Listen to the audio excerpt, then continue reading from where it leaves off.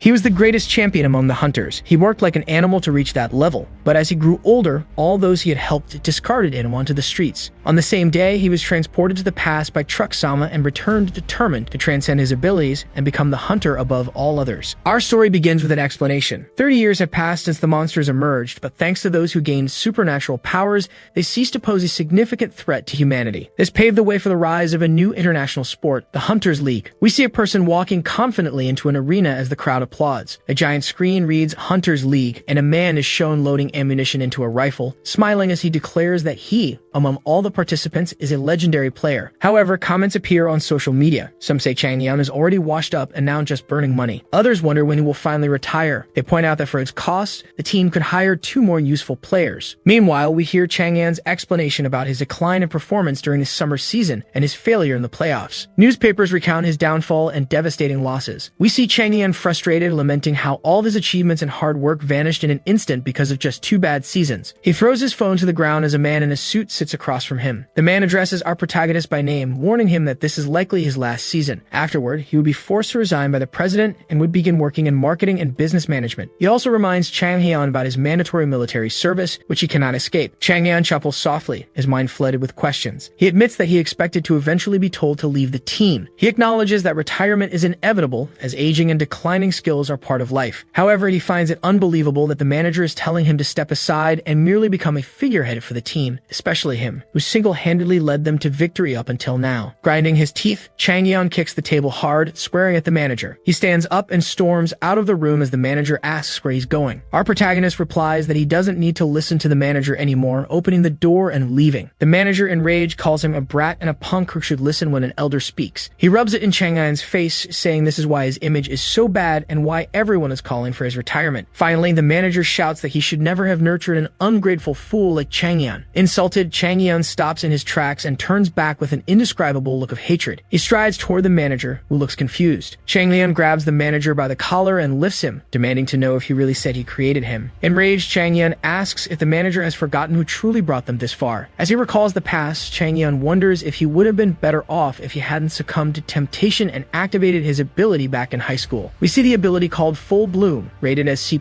which increases in rank over time. However, once activated, it stops growing, though its attributes boost proportionally to its rank. The manager, pressured, can only say he did what he thought was best for Changhyeon. Furious, Changhyeon shoves him against the table, knocking over a few items. The manager, terrified, raises his arms to protect himself, stammering that it's all his fault, but insisting that violence won't change anything. Changhyeon's mind drifts as he walks through the crowd, lost in thought. He feels useless. After holding so many trophies in his life, is this how it ends? Despite having high-ranking and useful abilities, he feels he's hit a wall. He possesses the abilities All-Seeing Eye, plus rank, Arcane Weapon Transmutation, a rank, and Full Bloom, in addition to Legendary Sniper and 3-dimensional maneuvering. Changhyeon walks past the glowing windows of a restaurant, coming to the conclusion that all he has left is his aging body and abilities that have reached a premature obstacle. Full Bloom prevents him from advancing further. He steps onto the street, questioning the purpose of it all. Walking across the crosswalk, he searches his mind for a reason to keep going but struggles to find one. A sudden light illuminates Changhyeon's face, and as it does, his final thought is that he won't get to see anymore. The sound of a collision echoes as the screen fades to black. We see him lying on the ground, his life draining away in a red liquid from his body. People around him call for an ambulance, while others murmur in the crowd. But the only thought running through Changhyeon's mind as he looks at the championship ring on his finger is no. This isn't true. He realizes he still wanted to keep trying, just a little longer. He wanted to hear the crowd cheer his name one more time, to deliver an incredible performance on stage, and to leave on top with his team with honor. As he lies on the ground, tears begin to fall as his body struggles to stay awake. A voice explains that this was the last thing he remembered from his past life. Time travel, everyone has fantasized about it at least once. Everyone has regrets. It's normal to wish to go back in time. Of course, it's usually just a fantasy since it's impossible, but we see a screen confirming that the examination is complete. The physical attributes of the person being examined are displayed. While another window prompts him to press the button in the lower right corner to stand up,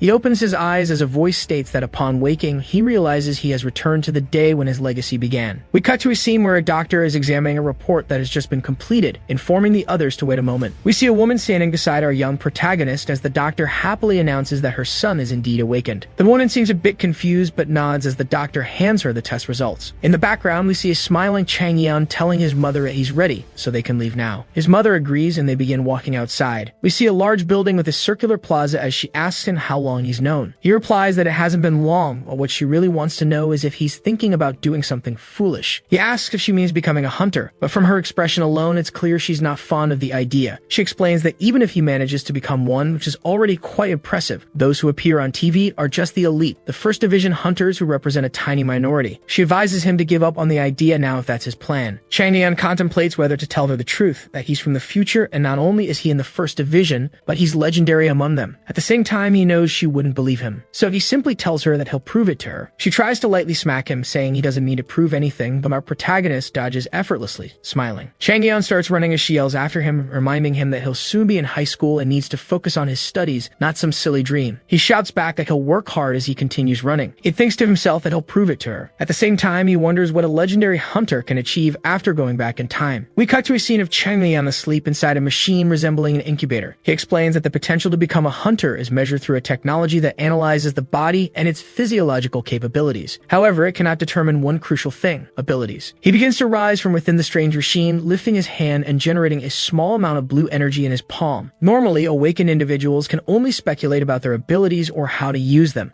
We see various hunters showcasing diverse abilities, from flames to a cool green glow. However, this doesn't apply to Changhyeon, who possesses all-seeing eye. We see him opening his eye, revealing glowing red markings in an incredibly stylish design. The scene shifts, revealing that he is actually in his bed, and what he saw was a memory from the past. Now fully awake, he observes his abilities, noticing that Full Bloom is locked and has reverted to an E rank. However, his other abilities have retained their ranks from his previous life. He acknowledges that he already expected Full Bloom to return to E rank and knows that abilities can be improved. He can regain his old strength, and for now, the most important thing is to adjust to his current body and abilities. Flexing in front of a mirror, he notes how out of shape he looks. He mutters to himself that it's pathetic, just as a man's voice from another room says they should observe him for a year. Opening the door, he sees his mother talking to a man who is likely his father. The man states that it's Changhyeon's life and he should have the freedom to decide what he wants to do. His mother argues that since he's just entering high school, they can't give him so much freedom. It would be irresponsible. The man agrees but insists that putting Changhyeon under observation for a year is the better option. He explains that it's only 1 year, and if it doesn't work out, Changhyeon can simply move on. His mother counters, saying he doesn't understand how important a year is for her son. She warns that if things continue this way, Changhyeon will keep chasing an unrealistic dream while his classmates focus on their studies and earn good grades. From the doorway, Changhyeon remembers how strongly his mother opposed this future. He knows he wouldn't win an argument with her, so it would just waste time. She asks if he knows how much can change in just 1 year. The protagonist confirms to himself that he knows. In 1 year, players can participate in dozens of matches, improve their abilities, and gain significant experience. If he had started a year earlier, Full Bloom would already be at C rank, a difference that would have greatly impacted his career in his previous life. Determined to change things, he suddenly opens the door and declares that he doesn't need a full year, just 6 months. He promises to prove his talent in just 6 months. Both parents are startled to see him listening, but his father breaks into a wide smile. Changhyeon, resolute, insists that he's serious and will prove himself. We cut to Changhyeon at a reception desk, asking a woman if he really can't enter. She confirms that minors require a guardian's permission to enter. He presses again, but she reiterates the rule. He realizes he'd forgotten this detail since he joined as an adult in his past life. At the same time, he knows that if he goes home now, he won't be able to train today. He begins asking if there's another way to gain access, but he's interrupted by someone touching his shoulder and calling his name. A blonde man asks what Changhyeon is doing there. It's Dojin Kim, a figure who, in the previous life, often placed second or third in the first and second divisions. While he never reached first place, his performance consistently drew comparisons to the highest ranked players. Changhyeon, not recognizing him in this timeline, feigns ignorance and asks who he is. Embarrassed, Dojin explains while pacing nervously, mentioning that he's from a class near Changhyeon's and is known at school as an awakened individual. Changhyeon replies that it's the first time he's heard of him. Clearly dejected, Dojin admits that's not unusual, but shifts focus back to asking what Changhyeon is doing there. He guesses that Changhyeon might be trying to join Seoul's Junior Hunters Club. Changhyeon denies it, explaining that he only wanted to use the training center but didn't know he needed a guardian's permission. Realizing this, Dojin excitedly asks if Changhyeon wants his help. As a club member, Dojin has free access to the facilities. Changhyeon thinks it's impressive that Dojin is already a member of the club. Of course, this favor wouldn't come free of charge. In exchange, Dojin says he wants to see Changhyeon train. Since there's nothing to lose, Changhyeon agrees. On Dojin's side, he's practically sparkling with excitement. The receptionist, who had been listening, simply confirms that she'll reserve a training room for them and register Dojin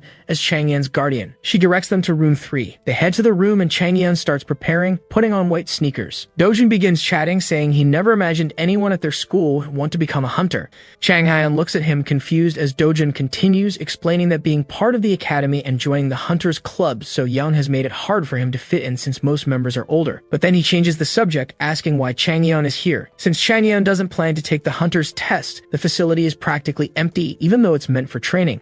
Changhyeon confirms this, reasoning that most people are likely busy preparing for the test. He then asks Dojun if he really wants to stay, warning him that all he'll be doing is testing his abilities and practicing basic exercises, nothing exciting. Proudly and cheerfully, Dojun says that if Changhyeon needs help, he wouldn't mind lending a hand since they're from the same school. In his mind, Changhyeon notes that Dojun is clearly seeking attention, just as he did in his previous life. Considering he's decades older than Dojun, at least mentally, asking for help would be out of the question. Changhyeon moves to the center of the training field and begins configuring the settings using a holographic screen in front of him. The screen prompts him to confirm the setup. As soon as he presses confirm, a blinding light fills the hall, followed by a loud thud as something heavy lands on the ground. It's a tanker clone, a training dummy akin to those from RPG video games. However, this one is so durable that even scratching it is nearly impossible. The clone, clad in massive armor, wields an enormous shield and slams it against the ground. Shocked, Dojun exclaims that Changhyeon must have pressed the wrong button. He should have summoned a standard clone for practice. Even though the tanker is in practice mode, it's far too difficult for someone at Changhyeon's current level.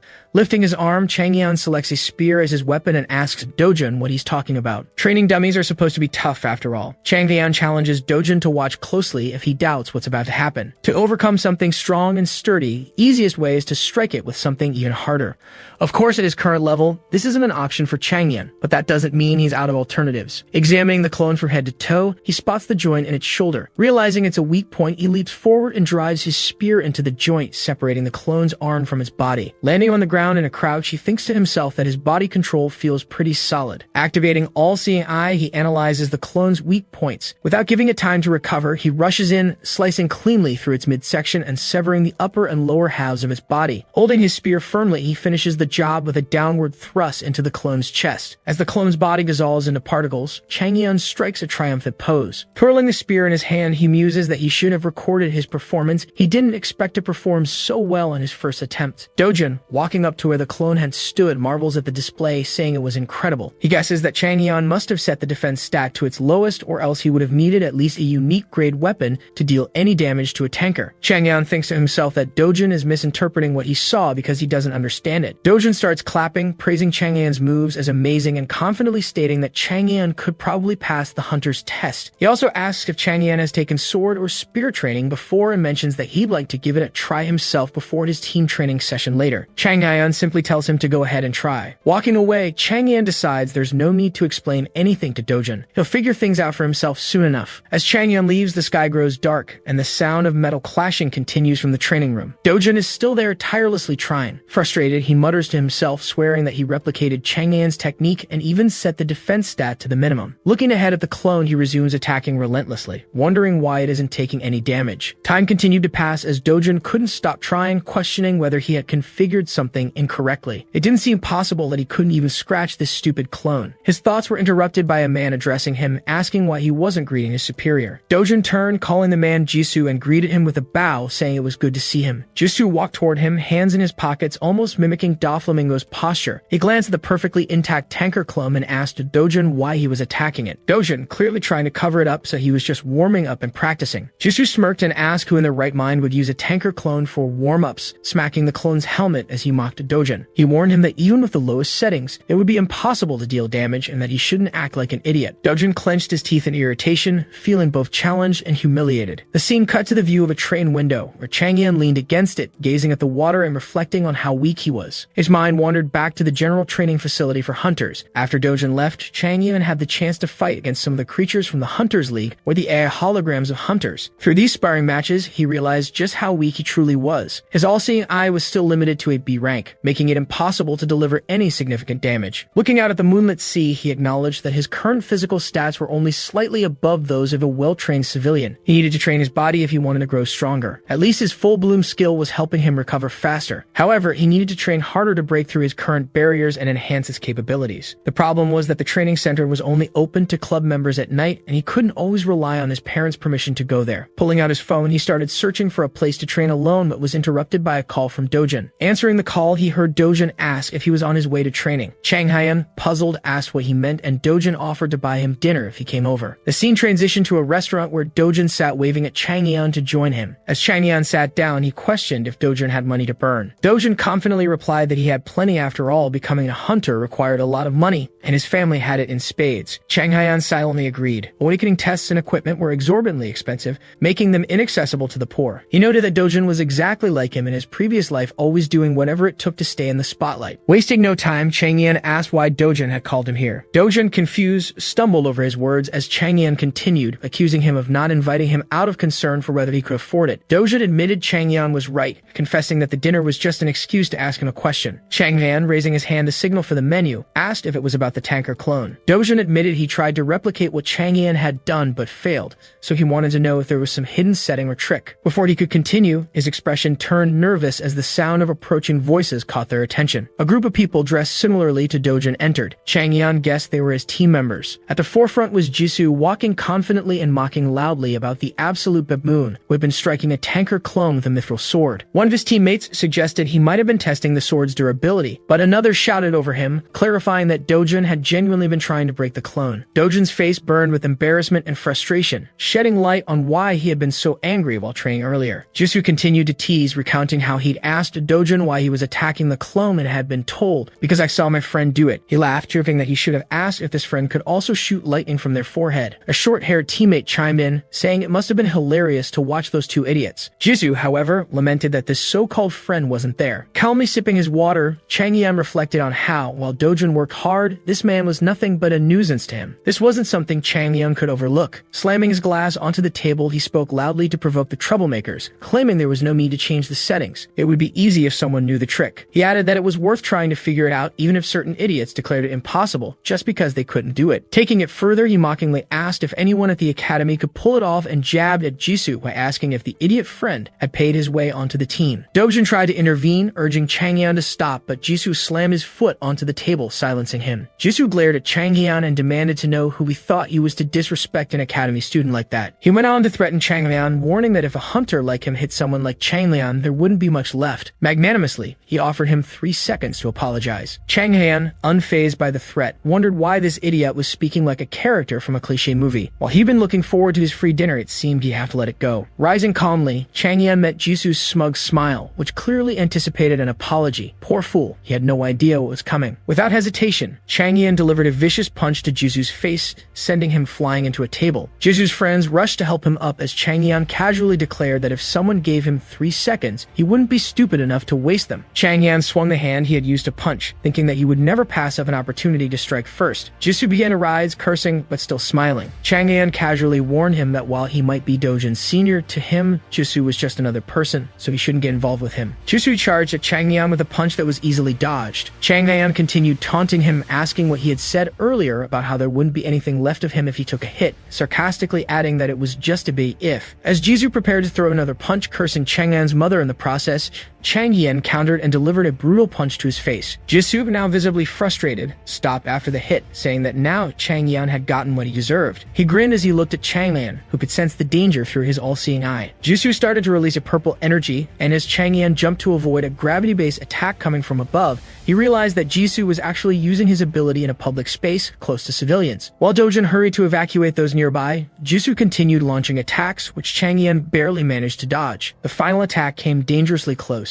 Changhyeon stopped dodging and stood up after Jisoo paused for a moment. Changhyeon thought to himself that he had been considering holding back, but after this idiot had caused so much noise and trouble, he simply stared at Jisoo's face and warned him that he was as good as dead. Jisoo shot back, asking if that wasn't supposed to be his line. Jisoo attempted another attack, but with a swift jump, Changhyeon evaded, realizing that his all-seeing eye was helping him avoid the attacks up until now. Still, he couldn't close the distance. Looking around, he noticed plates scattered on the floor and immediately came up with the perfect plan. He grabbed one of the plates and threw it straight at Jisoo's face. Jisoo smiled as his aura flared, stopping the plate in midair. He started questioning if Changhyeon really thought it would work, but he was interrupted by a bowl of soup being thrown in his face, followed by a plate. Changhyeon casually told him that he should have dodged, as he was now throwing multiple plates at once. Jisoo panicked as he saw all the plates approaching. He managed to stop every one of them, but we are then told about the cooldown time of abilities. Every skill has a recharge time, and they must be used wisely to avoid being without them in the middle of fight. Jisoo realized he wouldn't be able to use his abilities. Meanwhile, our protagonist happily informed him that more plates were coming. However, one of the plates hit Jisoo directly in the face. Jisoo complained about the dirty tricks, but quickly noticed that Changhyeon had disappeared. Jisoo started looking around, and the warnings began. Changhyeon's voice echoed, saying he was aiming for his head. Jisoo tried to block, but he was hit directly in the stomach. He started complaining about where Changhyeon said he would strike, but again, Changhyeon shouted head, and Jisoo defended his stomach, thinking he was lying only to take a punch straight to the face. As Changhyeon continued shouting head like a maniac, he hammered Jisoo, who was already on the floor, unable to retaliate. Our protagonist finished his beating, leaving Jisoo unconscious on the floor while he looked around at the mess, realizing that he would be the one blamed. After all, he was the one who struck first and was still standing after the fight. As the sound of police sirens approached, Changhyeon had an idea. He punched himself a few times and placed Jisoo on top of him, finally waking him up. Jisoo saw the situation and began to raise his fist to punch Changhyeon, but the door suddenly burst open with Dojin telling the officer that Jisoo was the one responsible. With his excellent acting skills, Changhyeon pleaded for Jisoo to stop pretending to be in pain. The officer raised his hand with the taser, ordering Changhyeon not to resist. Jisoo was taken away, while Changhyeon simply smiled, relieved to be spared from any responsibility for his impressive performance. Jisoo probably wouldn't admit to being beaten by a rookie, as that would be an unbearable shame. Even if he told the truth, using his gravity ability made him more responsible for the mess. We jump forward in time a few days where Dojin is drying himself with a towel and responds that it has been difficult for Jisoo. He has been ridiculed by the team, and there are rumors that he may be expelled because of the incident. Our protagonist thinks to himself that this time justice prevailed. He starts a new match while replying that there's no time for questions from Dojin. Changhyeon holds his spear while thinking about his full bloom ability. He explains that every time he accomplishes something impressive, full bloom grants him a new skill. He leaps into the air yelling head, while we see his new skill, name attacks, which allows him to announce the target location and amplifies the force of his strike, regardless of where it lands. We see him strike directly at the clone's head, cutting it cleanly on the first try. In the background, Dojin is left in shock. Meanwhile, our protagonist thinks that he never had a skill like this in his past life, nor would this have been considered an impressive feat. It's the perfect ability for people to think he's crazy. We fast forward to a little later, where Changhyeon is now having lunch at home with his family. At the table, his mother asks if he really wants to take the test for the survival show for hunters,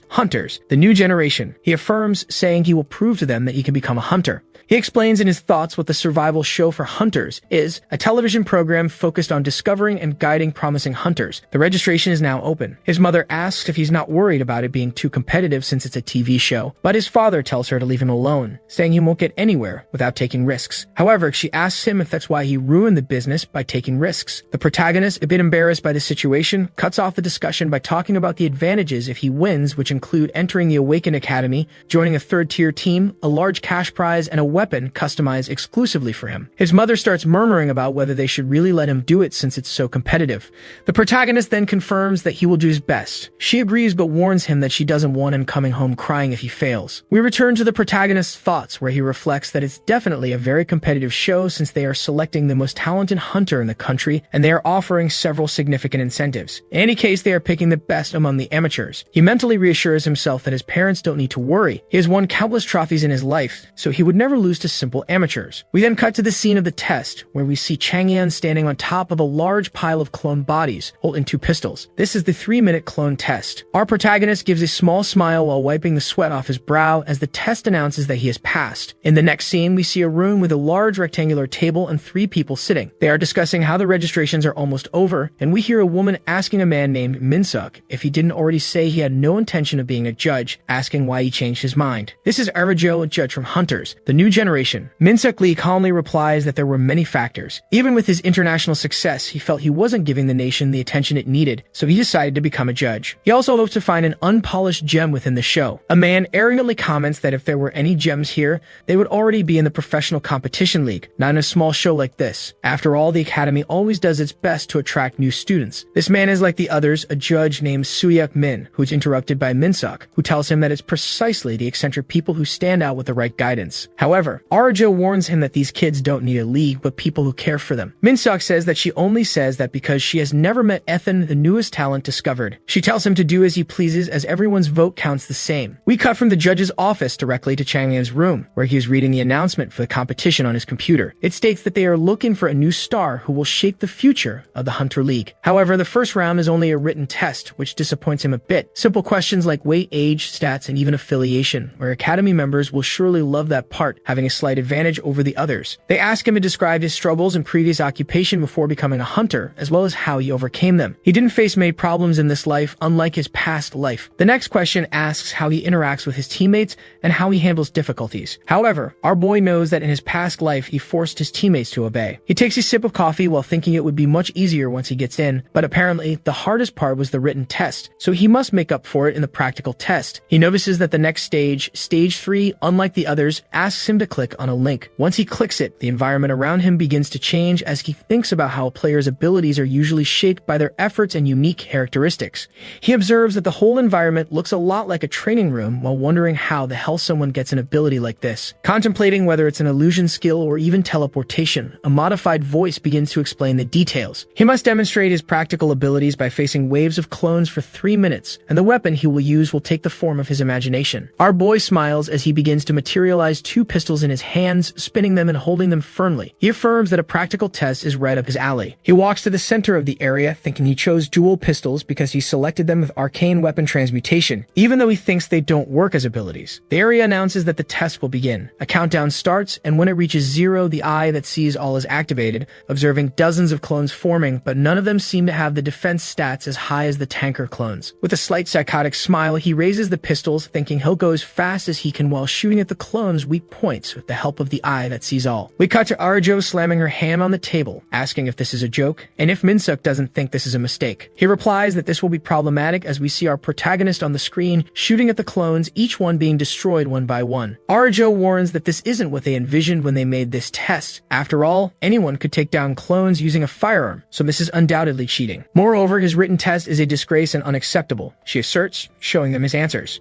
Starting with the first answer, where he claimed not to have any difficulties and that his life as a student was very easy. In the second, he answered that he would force his teammates to obey in order to avoid any conflict. Arjo throws the tablet on the table, warning that he's definitely not taking this seriously and questioning how they don't see any problems with that. Minsuk agrees with her but points out that weapons aren't exactly viable for players as they are difficult to use against monsters and elite players. If a player loses their weapon, the mana it contains dissipates. This means that with firearms, you need to use mana with each shot to make them useful, which is extremely difficult. That's why it's more common to use melee weapons. It's rare to see anyone with long-range weapons, and when it does happen, they're usually slow weapons like sniper rifles or bows. In Minsuk's mind, he thinks that such a feat, firing constant mana-infused bullets, would only be possible for someone like Ethan, a prodigy. He still says that Changhyeon piques his interest, though. Arjo tries to question him, but she's interrupted by Suyuk, who is also interested. He points out that, in any case, the participant found a loophole in the rules. Whether intentional or not, the only result that will matter is the outcome. Minsuk agrees and says that this isn't even the final round of the selection, so they can disqualify him later if he doesn't meet the standards. But he can't stop thinking that Changhyeon seems to have a very different perspective on weapons than they do. She asks what he's talking about, but even Minsuk doesn't know what it is. It's just a feeling. Minsuk thinks that Changhyeon might actually find firearms viable in the Hunter League, even though it seems impossible, but he still wants our boy to prove him wrong. Meanwhile, on the television, we see our boy saying that next time,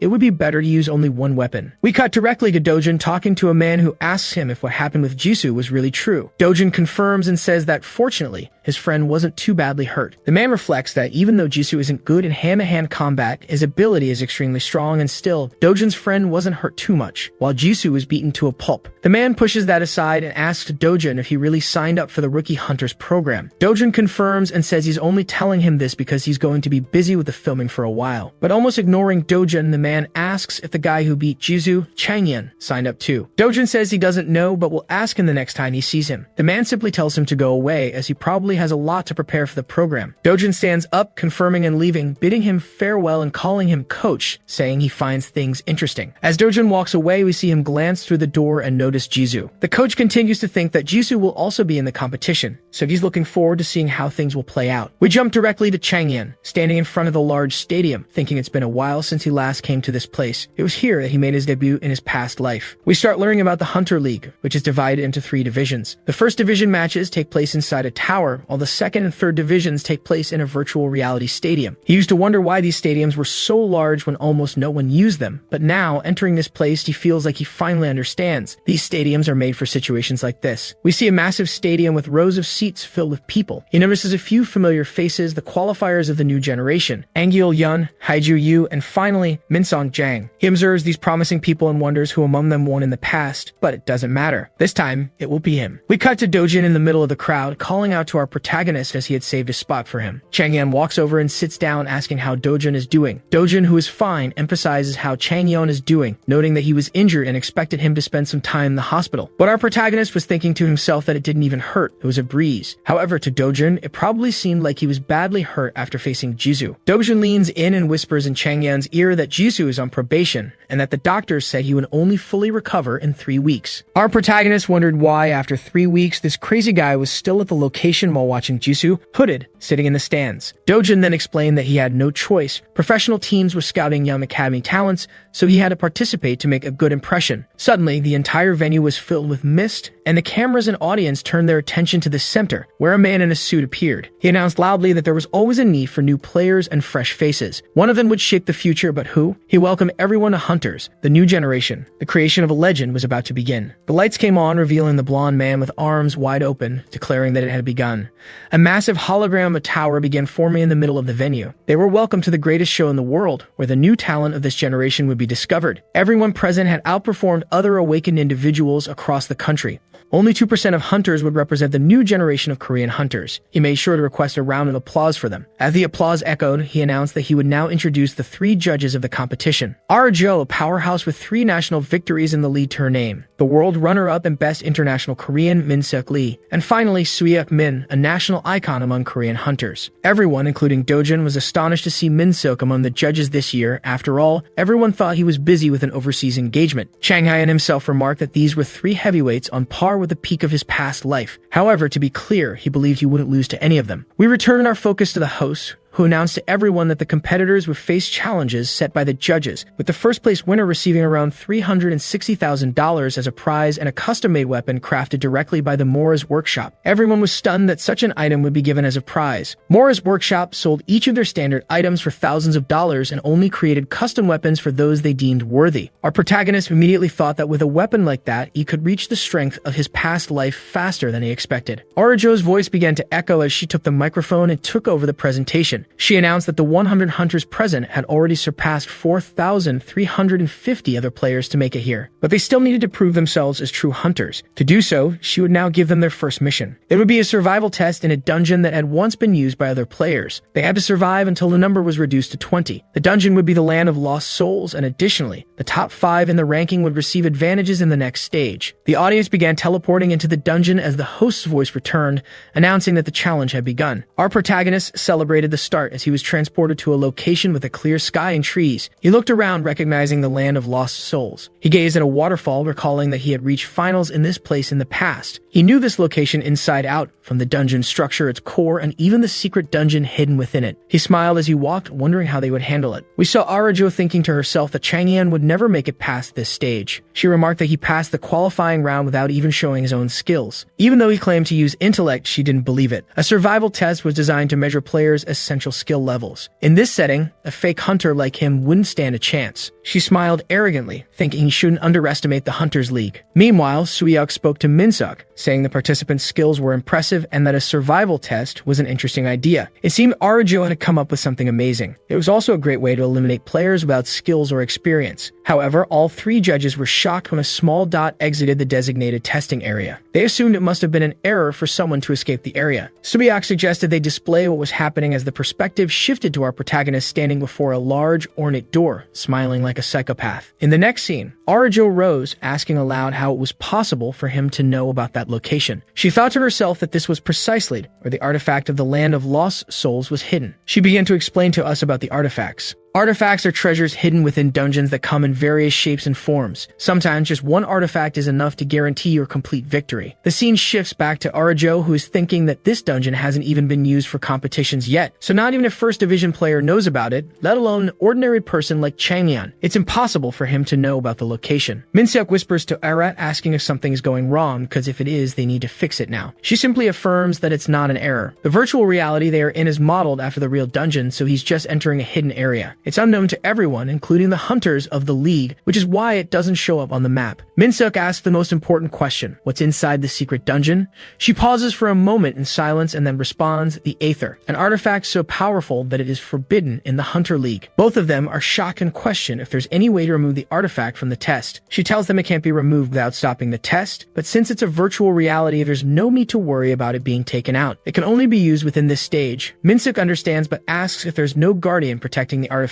Once again, we are explained about the guardians. They are monsters that protect the artifacts, and the stronger the artifact, the stronger the guardian. Inside this secret area, we see a large blue cube, which is the cube, the guardian of the Aether. Our protagonist opens the door and enters, smiling calmly. He thinks to himself that it's a bit confusing, since it's been a long time, but he's finally found the place. He begins to move forward, wondering if defeating the guardian and obtaining the Aether will allow him to easily win this round. He walks until he finds the giant glowing cube floating in the air. As soon as he enters the area, he's greeted with a huge beam of light that almost hits him. He thinks to himself that if he hadn't faced it before in his past life, he would have been eliminated right now. This creature was identified in the past as a technological relic discovered in the ruins of the tower. He defeated it in the past to obtain the Aether and win. Since it hadn't been discovered yet and was in the middle of the match, he was able to use it before being banned.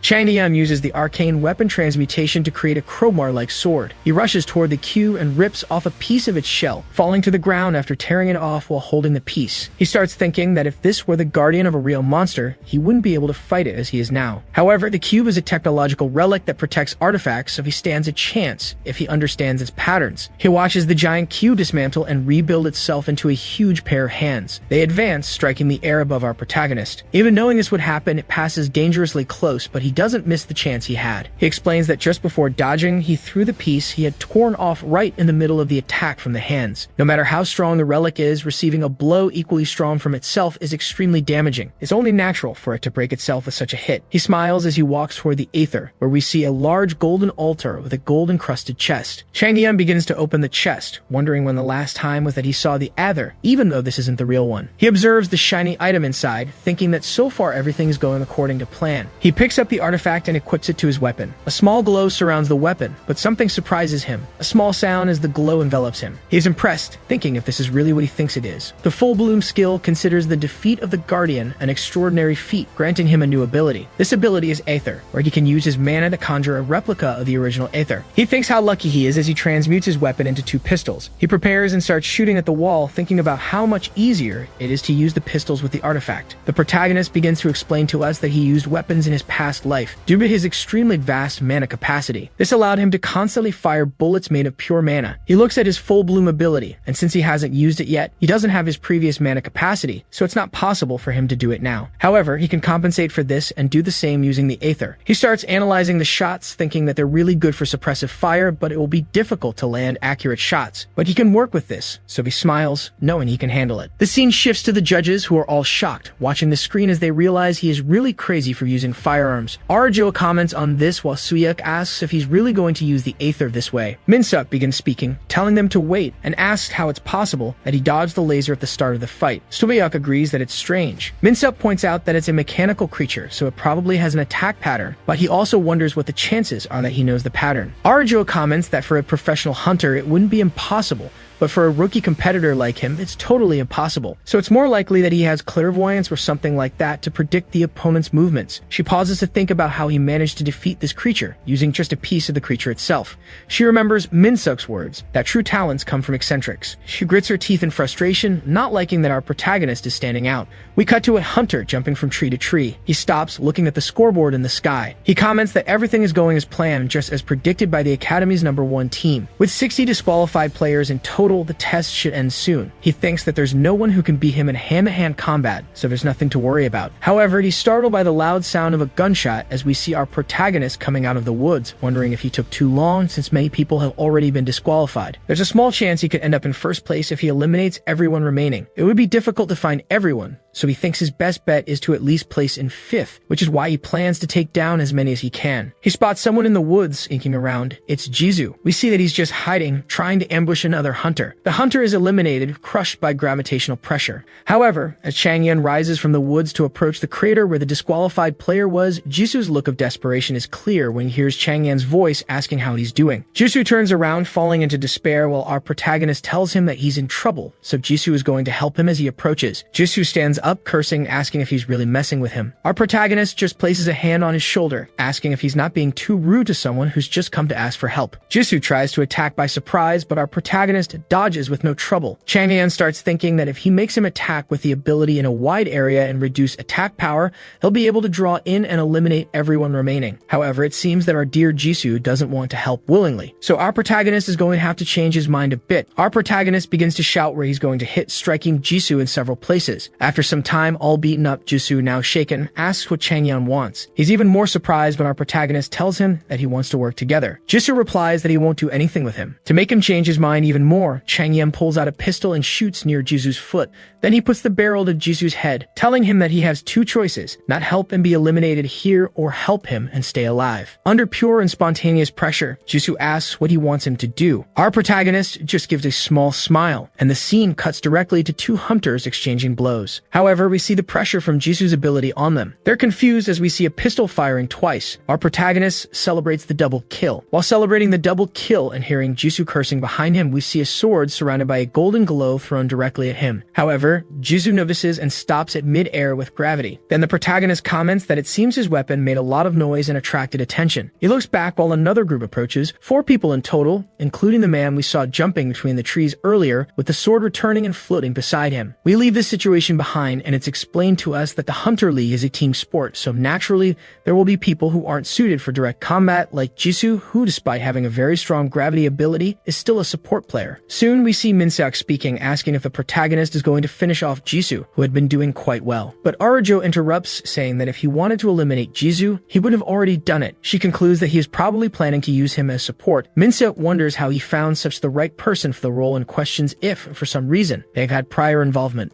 At the same time, in Minseok's mind, he wonders if Changhyeon might have the ability to see other people's skills. However, he brushes it off, thinking he's probably overthinking. Suyeok compliments them, saying they make a great duo. Jisoo could immobilize them with gravity, while Changhyeon could eliminate them. But Minseok, with a strange smile, warns them not to jump to conclusions, as the next opponent won't be so easy to defeat. We return directly to the battlefield, where the 4 members of the group are facing off against our duo. Meanwhile, the protagonist thinks about the easiest way to gain an advantage in a battle. It would be weapons, tactics, good composition, but none of that. The easiest way to gain an advantage is by outnumbering your opponent. He thinks that even with Jisoo by his side, they couldn't win, since Jisoo is still support and they are outnumbered. Our protagonist smiles, knowing that this is probably what they're thinking. The floating sword tries to strike him, but he simply dodges, jumping and commenting that it's been a long time since he felt this way. Hangyeol, the competitor, says he doesn't know how he's doing it, but he will eliminate him. Hangyeol tells him not to hold any grudges as he throws the sword again. In his mind, Changhyeon recalls that in his past life, Hangyeol was able to use multiple swords with his telekinesis, but now he is incapable, so it will be difficult to defend against a hail of bullets. He fires several shots at him, while Hangyeol hides behind a tree to protect himself. Meanwhile, in the back we see Jisoo running. Our protagonist smiles until he's interrupted by a sword thrown by one of Hangyeol's teammates. He dodges it, disarms the idiot, and tells him he has a lot to learn. He adds that you can't get so close to an armed opponent. 1 down. As he finishes with a shot, the protagonist notices Hangyeol's sword coming directly at him, so he retreats into the forest,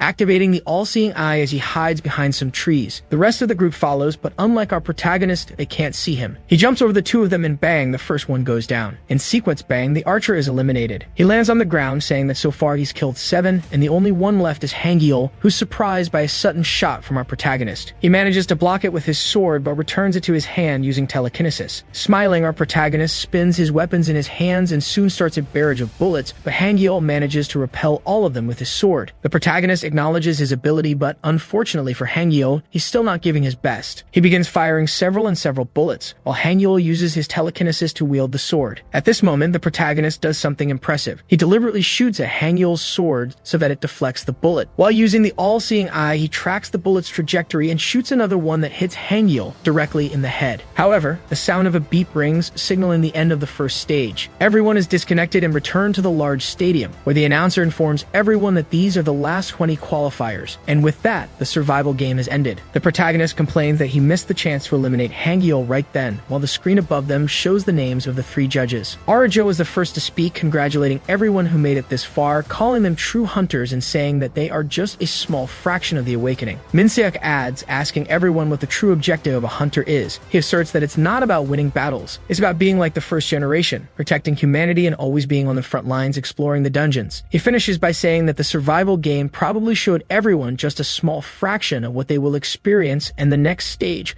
will take place at the same location, but only next week. He encourages them to use this week to improve themselves and recommends that they use the training center at least once. Meanwhile, our protagonist is focused on something else, the final ranking. Our protagonist observes the ranking and notices that he at least made it to 5th place. However, he gains something better. He sees the full mission of the Aether. While he is watching, Dronzer approaches him, astonished that he really made it to 5th place, and congratulates him. He also asks if he really used a firearm, since everyone is talking about it. The protagonist simply says that he found a way, but Dronzer continues asking how he managed to use firearms in combat. While they are talking, someone approaches and interrupts them, asking if the protagonist is ready for his interview. We cut directly to a studio where Changhyeon asks where he should look, and the man tells him to look at him, proceeding to ask the first question. Why did he decide to join the Hunters, the next generation? With some arrogance, he simply responds that it's because there is no one better than him. The reporter congratulates him first, then asks if he faced anyone who stood out. The protagonist denies it, but in his mind, he admits he is a bit worried about Changhyeon. The reporter asks that since he didn't find anyone interesting, why he only came in 5th place. Immediately, with a smile, the protagonist answers that it wouldn't be fun to dominate the whole show from the start, leaving the reporters speechless. We don't see the rest of the questions and cut directly to the cafeteria. There, Changhyeon is eating with Dronzer, who is complaining about his interview where he was repeatedly compared to Jisoo. The protagonist thinks it must really be tough for Dronzer since he's not someone who would badmouth the superior, and Jisoo keeps annoying him. Dronzer finishes by saying that they asked about his rival, and he denied that it was Jisoo, claiming it was our protagonist, Changhyeon. He then asks Changhyeon who he said his rival was. Changhyeon responds that only he could be his own rival. But Dronzer starts talking about Hangyeol and Haeju Yu, who were both as good as professionals. He advises Changhyeon to be careful and says that if he saw them in action, he would understand. Our protagonist interrupts his train of thought, asking if this is how he thinks. He also asks if Dronzer believes they are not on a different level than him. He warns him that if he keeps thinking this way, he won't get anywhere, so it's better to give up. He gets up and says he's going to train first. Dronzer is clearly downcast, and our protagonist thinks he might have been too harsh, but he needed to say it. In his mind, the protagonist reflects that talent is the same for everyone, except for a very small group of people. Those who stand out are the only ones who get attention, so it's useless to think that he is less capable than anyone, especially at his age. He finishes his coffee when he's approached by another person, a boy with black hair who was with Hangyeol. The boy approaches him, grabbing his hand and starts asking a lot of questions, whether he wants to duel his name, age, if he's been training, and especially mentioning that he's never seen anyone his age go head-to-head with Hangyeol. The only thing the protagonist pays attention to is the question about his name, which he answers is Changhyeon, and asks what the boy wants. The boy says that Hangyeol was angry after the test, that Hangyeol holds him and tells him not to say anything unnecessary, and then begins pulling him away from the protagonist while apologizing. The protagonist simply thinks that he has no idea what just happened, but both seem to be good friends and also students of the academy. He activates the all-seeing eye and observes their attributes. He notes that because his full blue isn't activated, some of their attributes exceed his by up to 50%,